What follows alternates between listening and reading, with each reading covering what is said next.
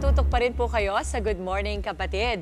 Viral po kamakailan ng isang netizen natin matapos ikwento ang kanyang life-threatening experience kung saan nagkaroon siya ng allergic reaction habang tumatakbo.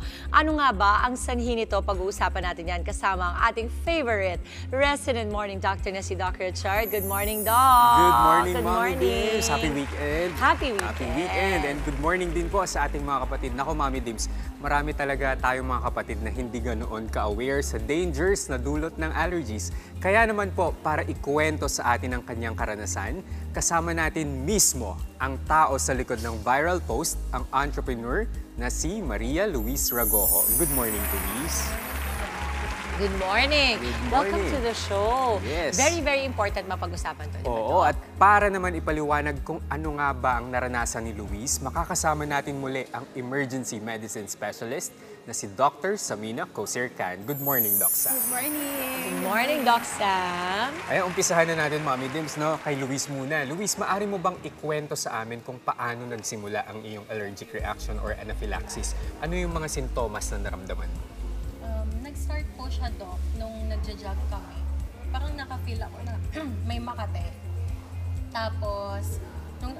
Ayan, taas lang natin ang mic ng Sige konti. pa. Oo. Tapos nung nag-stop ako, nakita ko po sobrang dami na pong pantal. Pati sa face ko, sa neck. Tapos hindi na po ako makahinga. And nag-pass out na po. Oh no. Naku, pero nung nangyari to, were you alone? Kasama ko po yung mga staff namin and sister ko. Ay, mabuti nga, no? Kasi May they say kasama. na pagdating sa allergies, kasi parang nire-render, medyo hirap talaga yung tao nagkaka-allergy. So, maganda na meron siyang kasama. But before anything else, I wanna ask Doc Sam. Doc Sam, para sa mga kapatid dating nanonood ngayon, ano nga ba kasi ang anaphylaxis?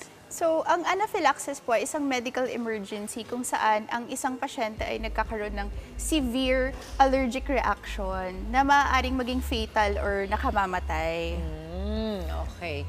Kasi, di ba, usually, correct me if I'm wrong, kapag ang bata nagkaroon ng allergy tapos nangati yung throat, dinadala ka agad sa ospital kasi pag nangapal ito, pwedeng hindi siya Hindi makahinga. makahinga. Yes. Tama, no? Ganun yung, kasi minsan with all the medical terms na lost in translation, kami, like ako, parang, ano daw, ano sabi doon? Pero yun yung, ano, no? Yun yung parang pinaka-konsepto nun, Doc Yes. Sam. Ayan. So, Okay. para sa mga kapatid natin, ang anaphylaxis ay isang medical emergency. So, kapag naranasan nila yon, diretso na agad sa ospital. And pwede ko lang ba i-share, Mommy Dims, ganyan din yung naranasan ng kaibigan ko na si Jimmy, na nagbe-birthday ngayon. Happy Happy birthday, birthday, Jimmy! So, ang nangyari kasi sa kanya pag kumakain siya ng chicken, maya't maya magkakaroon na siya ng mga pantal-pantal.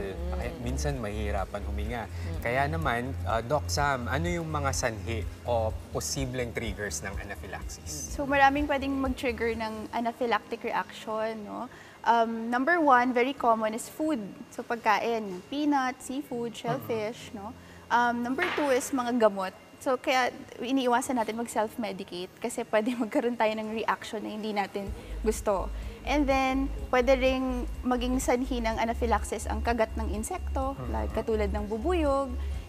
Pwede rin itong makuha kung na-expose ka sa mga allergens na nalalanghap or dumidikit sa balat. Doc, ano naman daw kasi syempre yung mga sinabi mo, Doc, no? Parang ito yung mga nagiging usual na pinanggagalingan na anaphylaxis, no? Kasi yung mga food na yan, medyo gets ko yan, lalo na pag sa bata, di ba, hindi pa na allergy test. Kasi, is it not normal to have allergy tests? Kasi di ba parang, usually parang, meron yan yung skin test Yes. ba yan? Prick na parang test, yeah. piniprick sila. Pero later on, I'll ask that, no? Ano ba muna yung mga sintomas kadalasan, yung first onset ng anaphylaxis? So, first, ang mga pasyente nagkakaroon muna sila ng pantal or rash na pwedeng kadalasan makatiyan, no? And then next, pwede silang makaramdam ng pamamaga ng mata or ng bibig, nahihirapan silang huminga kasi nga nagko-close yung airway, namamaga. And then, nagkakaroon sila ng sintomas sa tiyan, like nasusuka sila, sumasakit ang tiyan, pwede rin silang magtae. So, very maraming symptoms. Okay. Systemic talaga yun, no? Pero Luis, ano naman yung mga unang hakbang na ginawa mo noong naranasan mo yung mga bagay na naranasan mo at Mga saka sintomas. yung mga sintomas? Nung una po, nung na-feel ko na, nag-stop po ako mag-jog. Tapos, pina-check ko po kung anong itsura ko. Kasi parang nangangapal Nangangapal, po yung face. Tas doon po nagulat sila, ba't buong katawan ko po sobrang daming pantal na. Tas hindi ko na po alam yung after kasi nag-pass out na ako. Nagising na lang po ako, nasa ER na ako. Oh, grabe, no? Pero nung dinala ka sa ospital, sa emergency room, ano yung mga treatment na binigay sa'yo? Nung nalaman po ng doktor na kumain ako ng shrimp, nagbigay po siya agad ng hydrocortisone. Okay. Tapos Diphenhydramine. Yan po. Kasi nag-blue po yung kamay and paa ko that time. Oo.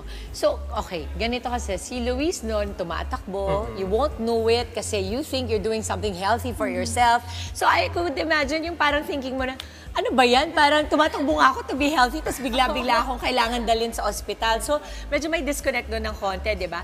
Pero usually ba, itong mga allergy attacks nito, if you are not keen into knowing kung meron ka ba lang allergy first time mo. Kasi yung asawa ko, meron siyang time na merong shrimp na hindi masyadong naluto. Tama ba ako, Doc Sam? Yes. Kasi wala namang allergy si Boyet sa shrimp.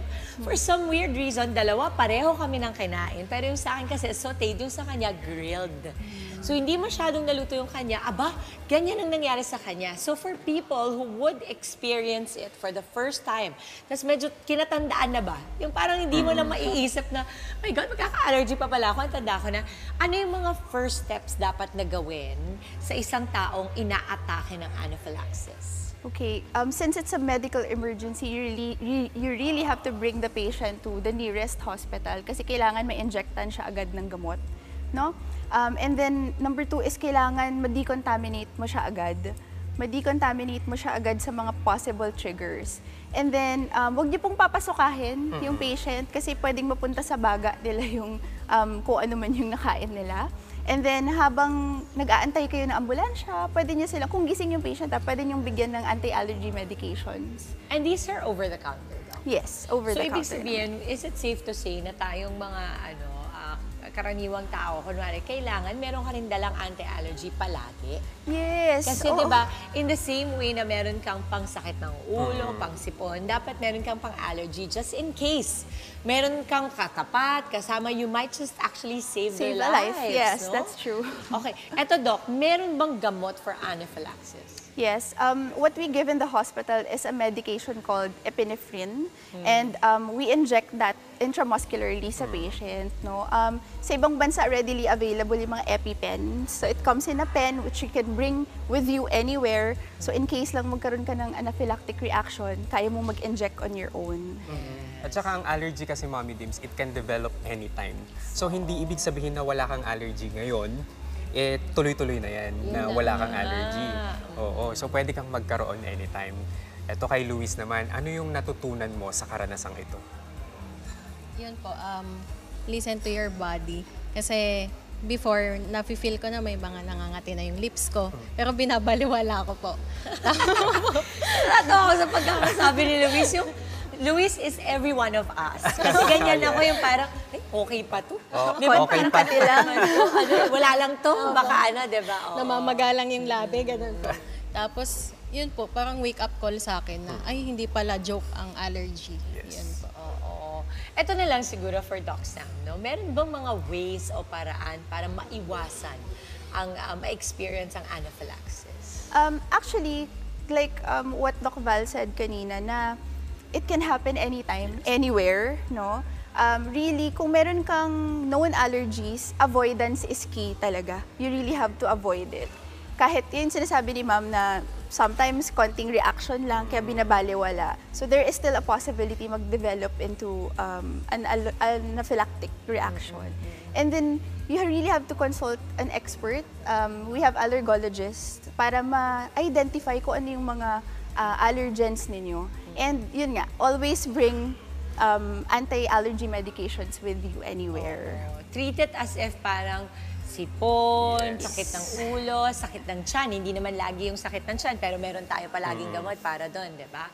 Okay, Doc Sam, I know you've been doing a lot of content creation. I love watching them kasi natutuwa ko na ang ating mga doktor are actually going out there, sharing what they know on social media. Doc Sam, your social media accounts. Yes, you can follow me on Instagram at Samina and on Facebook, Doc Samina and Capitalia Animal Bite Center, Aesthetic Culture Ortigas.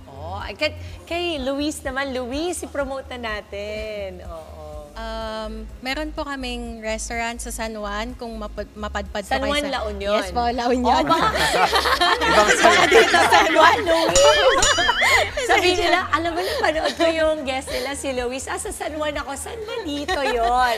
La Union so, San po. Juan, La Union. Sa mga Yes po. panorte. Pwede. Opo. Oo. Pig Out Korean Grill House po. Sarap. Yan po. Maraming salamat again to our guest, Maria Luis Ragojo. And of course, our favorite here also, Dr. Samina Consircan. At ang ating fresh na fresh, always, Dr. Richard Gariasa. Mga kapatid, Dimples Romana po, kumpletuhin ang inyong umaga ng mga kwentong puno ng inspirasyon. Salubungin po ang bawat araw ng may ngiti at pag-asa. Kaya't mag-subscribe na po at mag-follow na sa aming social media pages ng News 5.